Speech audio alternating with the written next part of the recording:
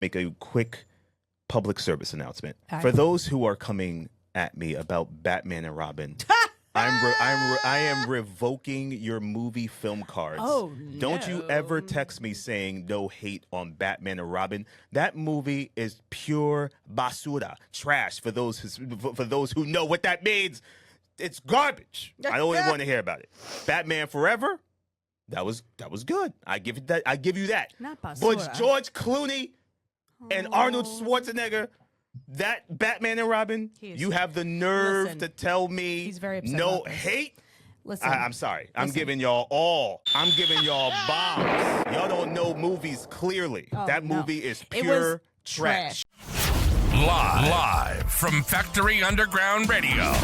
It's Scribbly Adapted with Quixote and Kate. You're on.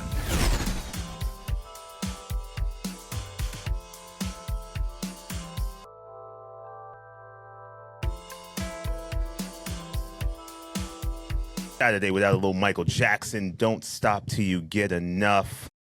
Welcome to the show, y'all. This is Scribbly Adapted. It's Saturday morning. We are back on your airwaves here at WFUT Factory Underground Radio. Kate, how you doing? Good. Can you turn me up a little, please? Turn you up? It's a rare occasion I like the sound of my own voice. Hey, I can't believe, number one, We are 12 days away from Christmas. 12 days of, 12 days of Christmas. Can you sing that song? Do you have that I song? was just gonna start it. Where are you going to start the song? On the first day of Christmas, Do you- how my true far- love gave to me. How far can you go? I actually can't go at all because I couldn't even remember the first one. But this morning, I'm bringing you Morning Brews and Morning News. Yes. How did I do? That was good. Good. I think so. Thank you. I don't know if you guys have heard about this, but apparently this actually occurred December of last year. Royal Caribbean is being sued by the family of Michael Virgil. Royal Caribbean cruise ship passenger died after being served at least 33 drinks. The actually medical examiner's office declared it a homicide. So it said Michael Virgil died from the combined effects of mechanical asphyxia, which is when force or an object blocks breathing, obesity, an enlarged heart, and alcohol intoxication. Mechanical asphyxia is what George Floyd was killed by. Apparently, he was on the ship with his family. The cabin was not ready yet. So he went to the bar, and they just kept, I guess, allegedly, right, serving him an exorbitant amount of alcohol. Allegedly. Again, 33 is a very specific number. I don't know if someone was standing there with a time clock thing clocking how much alcohol this man was drinking. Well, guys, listen. For us 90s babies who really grew up listening to Hot 97, for all the latest drops, hip hop, R&B, rap, Hot 97 is literally an institution. And one of the shows that really kind of led the charge of that for the last 13 years was the Ebro in the Morning Show, which has officially ended after 13 years on Hot 97. The show hosted by Ebro Darden, Peter Rosenberg, a big fan of his and his Cheap Heat wrestling podcast, and the great Laura Stiles, concluded on December 12th, literally yesterday. Oh, wait, literally yesterday. Both Ebro and Rosenberg expressed their excitement for their next chapter. Before you go to song. Bullets wrapped in underwear and a 911 call. Here are crucial moments from Mangione's state evidence hearing. Oh, wow. I'm sorry, that could have been a headline for my Useless Cocktail Party trivia, but I didn't really think it was appropriate considering it's a very high-powered trial going on right now. You know, sometimes you look at these perpetrators, these defendants, right? Or plaintiffs, whatever they're called. And you're like, oh yeah, they look crazy. My man doesn't look crazy. He just looks... He looks like he's in his right mind. Obviously, he's not because he pulled a trigger and killed somebody. But you just allegedly correct. You just look at his face. He's so arrogant. Like there's this picture of him. I'm assuming, with his attorney. And it's interesting. Her name is Karen Agnifilo. I wonder if she's related to Mark Agnifilo, who was P. Diddy's attorney. Probably. I think it's a husband and wife team. Yeah, probably. Hey, babe, can you imagine? Wait a second. Can you imagine them getting up in the morning and saying to each other, okay, love you. One's going off to represent Diddy. One's going off to represent that's basically probably what happened. I don't think I like it. Can you turn me up a little bit? Kate, come on, man. I'm sorry. What are you doing? It's a lot. You're doing this while we're on the air. It's all right. The people love it. Oh, there we go. Yes. Got it. Okay. Good God, man. All right. Couples topic of the week. I didn't like that. Couples topic. No, I love it. How about this? No. How about this? I How about this one? How about this one? Shazam! No. Okay. Then we keep it this. Yes, the drama of it all. What date is it okay for the woman to pay. I have a lot of opinions about What this. date is it okay for the woman to pay? Now, listen, guys. I'm going to speak from the fellas. Fellas, we got new age guys. These Gen X, Y, Z, W, K, whatever. You know what's next? Gen Alpha, apparently. I missed that one. All these new gens. Not the new gens. You gotta step your games up, playboys. That's good. You gotta step your games up. I don't think guys are as chivalrous as they used to be. Let's preach it. I think the men have lost their way in terms of knowing how to treat. Yes, where's the applause button? I'll give you applause for that. Yeah. Give it up for me. Not you. Chivalry. You know what I'm saying? And chivalry. Give it up for that. There's no protocol. Nope. There's no it's dated. It's gone out there with chivalry, right? With right out the chivalry. window. There's no courting, there's no letting someone you know you like them. There's no chance for butterflies. Nope. We're now subjected. I'm mad about it. We're people are now subjected to meeting weirdly on apps and then getting in person with each other, and then it's awkward because we don't know how to speak to each other. We went to a nice restaurant. He said to me, "Yeah, my work study check didn't clear yet." Man, my man had the work study. Do you think you can? That's more fool me because no offense, but yeah, I'm not going out with you. You ain't got paid for your work study. Wait, did you pay? Not even. No, I did not. He figured it out, but he didn't ask me to pay for both of us. He asked me if I could just pay for me. Did you pay for yourself? I can't remember now. Man, Maybe, perhaps, I'm not sure. But you treated me like a lady. However, when we did go out to see the King's Speech, we went out for Peruvian first, and then we went to the King's Speech. And I did, not because I wanted to, but out of respect, I didn't just pull my wallet out.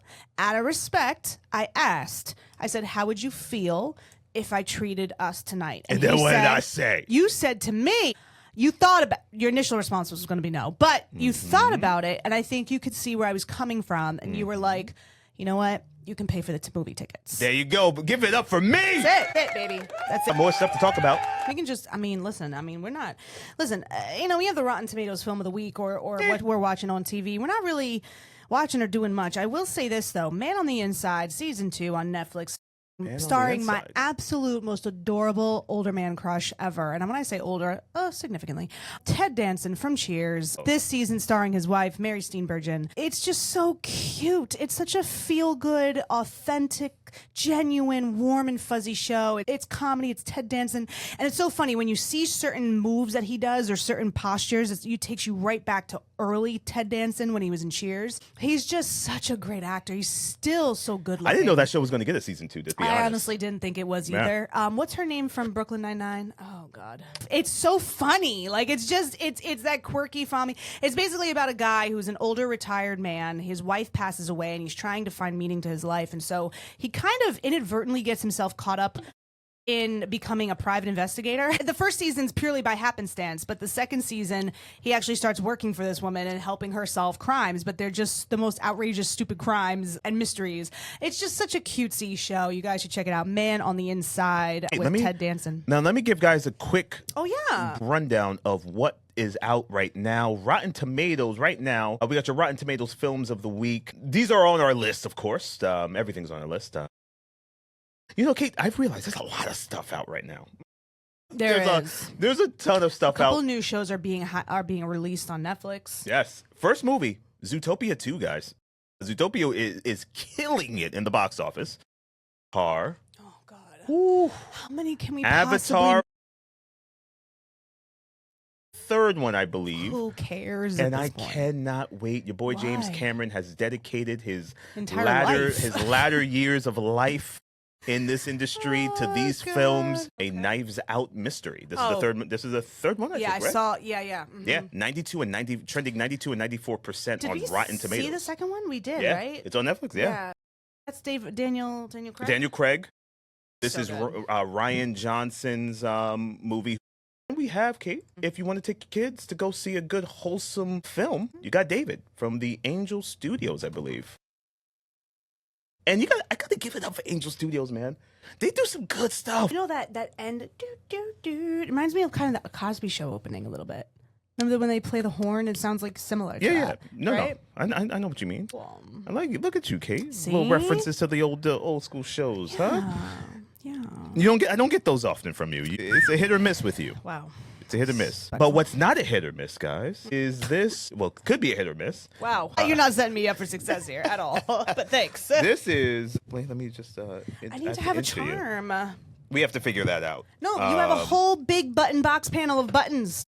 Find one for me. In September, when I had my birthday, Coyote surprised me with a beautiful reading nook in our living room. He did the whole nine, man. I mean, set up a little bookshelf, a chair with a blanket, a little lamp, a table. You'll catch me there every night. And my sister-in-law was like, "That's all it took, huh?" I was like, "Yes, I need a safe space to read, where my neck's not hurting, my back's not hurting." You know, I'm not. Did you 10 say years my old. neck, my back? Yeah, I'm not 10 years old anymore, people. But anyway, so right now I'm reading another book by the author Mary Kubica. I just kind of I'm intrigued by the covers and the artwork when I go into a bookstore, and so then I read the back of the book, and if it's interesting to me, I'll buy it. So her first book that I read, called Local Woman Missing, I'm into the suspense thriller. It was excellent. What actually is her claim to fame is the way she writes. Is she actually does different characters' perspectives. So each of her chapters are not actually chapters, they're just the name of the character, and that chapter is written in that character's perspective. The book that I'm reading now is called Pretty Baby, about this woman who has a story of her own, but you know, she's an empath, she works in nonprofit, and she comes across this homeless girl who's on the streets of Chicago with her baby, and so she just feels this pull to help them, and she winds up bringing this girl home to spend a couple of nights in her home, and she's married, has a son, has a daughter, and she doesn't really think of the implications. So I'm actually almost done with it. I want to see kind of where this leads you, because when she speaks through the young girl's perspective, the young girl is now in juvenile prison. So we're kind of interested to see how she got there. Went to the Legends and Icons. Yeah, We got a legend.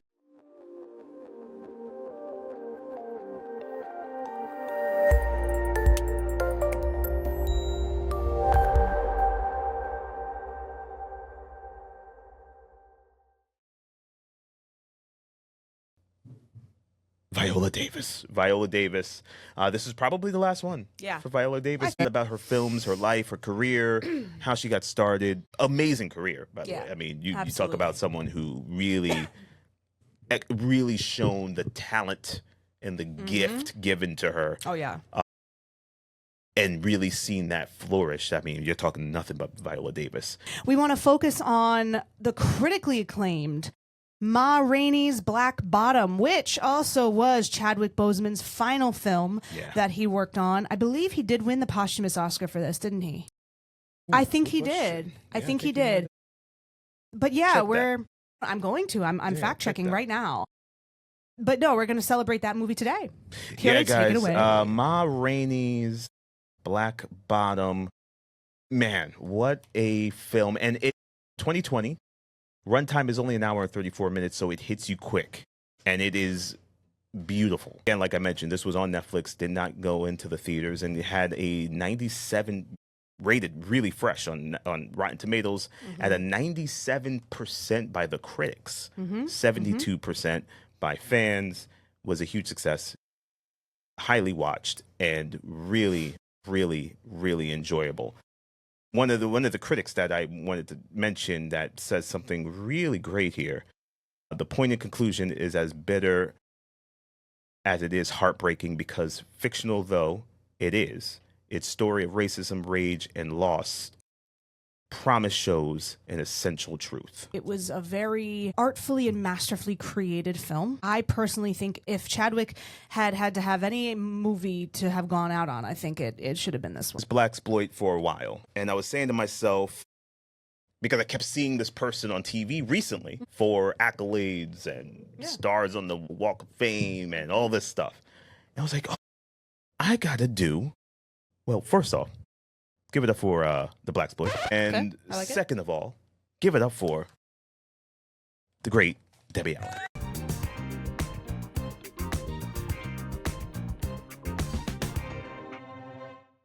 Iconic. Icon. I said to myself, you gotta give some love to multi-talented entertainer and cultural trailblazer, renowned for her work as an actress, dancer, director, producer, and choreographer. With a career spanning over 5 decades and marked by groundbreaking achievements in television, film, and stage.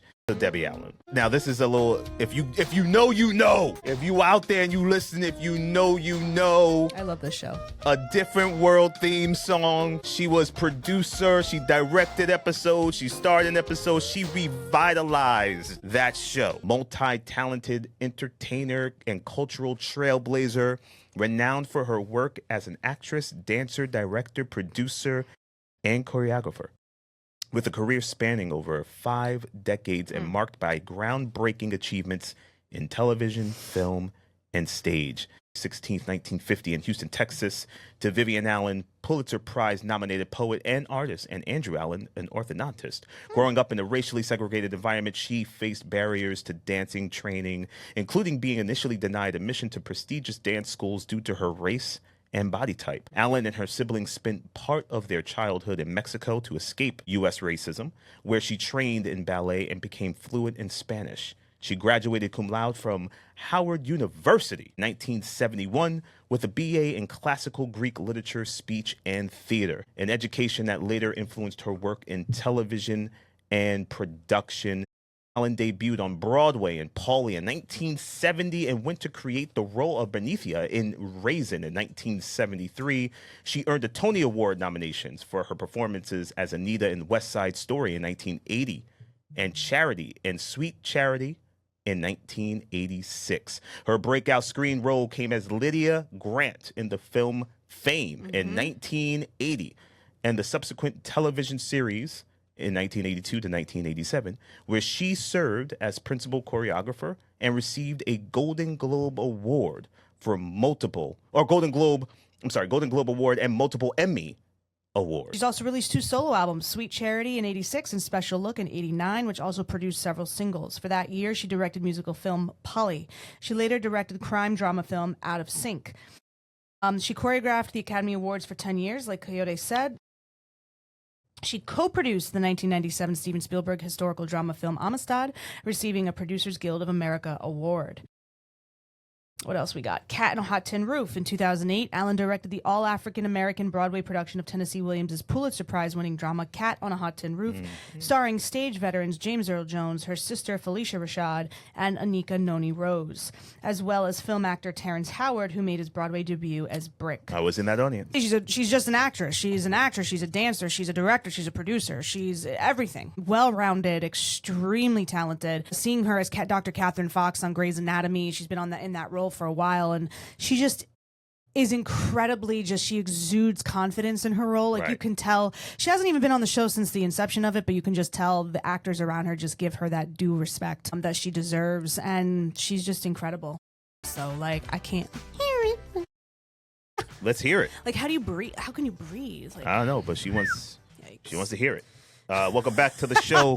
Scriptly adapted on Factory Underground Radio. I'm your boy Kyoto, joined by none other than Kate. That's it. Yeah, what that's happened? it. You know, you haven't been introducing me as your co-producer extraordinaire anymore. And I don't know how I feel about that. And It's just disrespectful. I noticed that I wasn't doing it. Wow. And then I just continued not to do it. Wow, that's profound. I'm sorry. Wow. But welcome back. This is what happens. We come back kicking after a 3-song intermission. Welcome back. But Kate, Yes. you got some. Go to the horns. No. The horns. The horns? The horns. I thought that was. Yep. No, I thought that was Useless Nope. Cocktail Party trivia. No, you're That right. is. Oh Look my at you. gosh. It's the green or blue button. Is it that one? Try it. Nope. Chick flick Anyway. with Kate.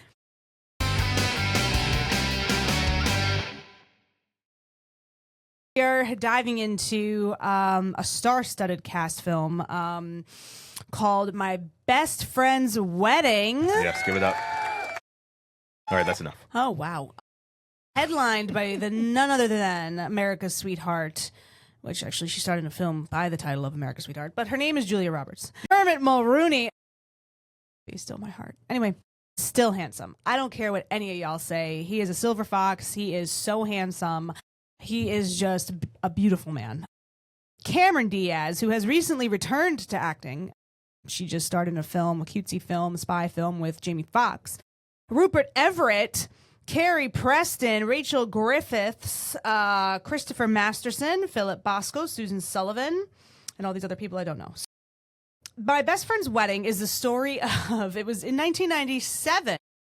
Released, it's an American romantic comedy film directed by P.J. Hogan from a screenplay by Ronald Bass, who also produced it. The film stars, like I said, Julia Roberts, Dermot Mulroney, Cameron Diaz, and Rupert Everett. Those are your core actors in the film.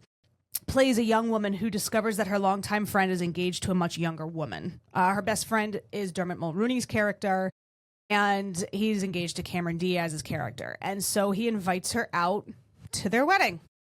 And throughout the course of the film, of course, she comes to realize that she has feelings for him, and she's been in love with him her whole life. But it's just this slew of comedic errors because she's just not nice to the girl. Like, she is just mean to Cameron Diaz's character. She's like, Cameron Diaz's character is like this rich, blonde, ditzy airhead. Julia Roberts just can't understand why her best friend is interested in this woman. Yeah, so her goal is to prevent them from getting married. Nominated for the Academy Award for Best Original Musical or Comedy Score, James Newton Howard, in addition to 3 Golden Globe Award nominations, Best Motion Picture Musical or Comedy, Best Actress Musical or Comedy for Roberts, and Best Supporting Actor Motion Picture for Everett. Post-release, it has often been cited as one of the best romantic comedy films of the 1990s and of all time. Guys, we leave you with Aretha Franklin's Ain't No Way. Thank you for joining us on this Saturday here at Scriptly Adapted on WFUT Factory Underground Radio. Check us out next week with a brand new show and new stuff to talk about. Again, if you guys want to chime in, give us some couples topics of the week. Yeah. Y'all. Yeah. Until next time, y'all enjoy your Saturday. Ain't No Way, Aretha Franklin, artist highlight of the month. Peace. Me to love if you want. You're just listening to Scriptly Adapted on Factory Underground Radio and Live 365. Follow us on Instagram, Facebook, and YouTube at Scriptly Adapted.